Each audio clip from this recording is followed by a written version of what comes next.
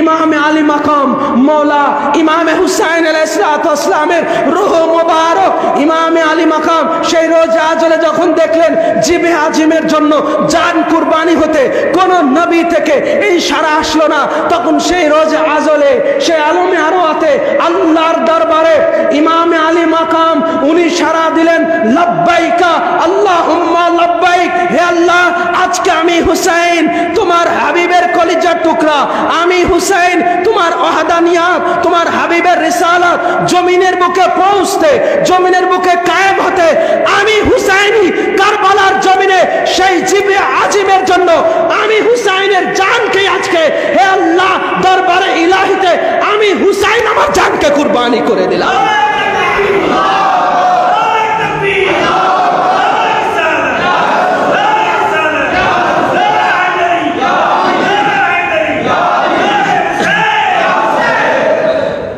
সেই রোজা আজলের আল্লাহ পাকের দরবার ইলাহিতে ইমামে আলী মাকাম যেই ওয়াদা দিয়ে এসেছিলেন, আজ মদিনার জমিনে ওনার সেই বেটির কাছে সেই ওয়াদার কথা স্মরণ করিয়ে দিলেন, ইঙ্গিত প্রদান করলেন, ওয়াদা হামে করনা है वफा रोज अज़ल का रुखसत करो सुगरा।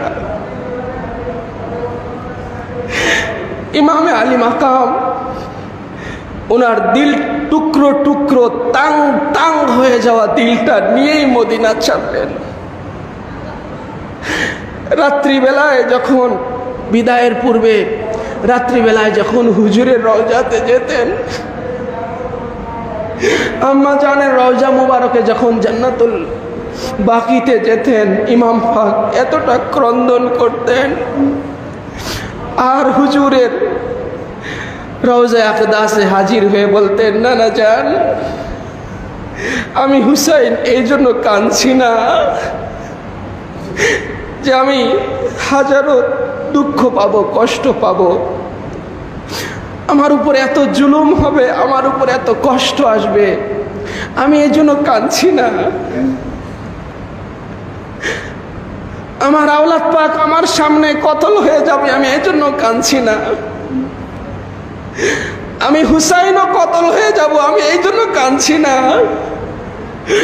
আমি এই জন্য কাঁদছি যে নানা জান আমি হুসাইন আপনার রওজায় আর হাজির হতে পারবো না, আপনার হুসাইন চিরতরে আপনার কদম ছেড়ে চলে যাচ্ছে, এই জন্য আমি কাঁদছি। ঠিক এভাবে আম্মা জানের রওজা আকদাসে গিয়েও ইমাম পাক ক্রন্দন করতেন। আম্মা জানের রওজা মুবারক থরথর করে কেঁপে উঠত আর রওজা আকদাস থেকে আওয়াজ আসতো, বেটা হুসাইন তুমি এইভাবে আর রোনাজারি করো না, আম্মা জানের দিলটা টুকরো টুকরো হয়ে যাচ্ছে।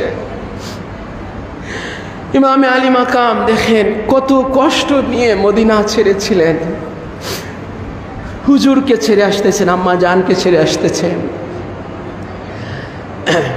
ভাই হযরত ইমাম হাসান আল মুজতবা আলাইহিসসালামের রওজা পাক ছেড়ে আসতেছেন, আর সবচেয়ে কষ্ট যে ওনার বেটিকে ছেড়ে আসতেছেন চিরতরের জন্য।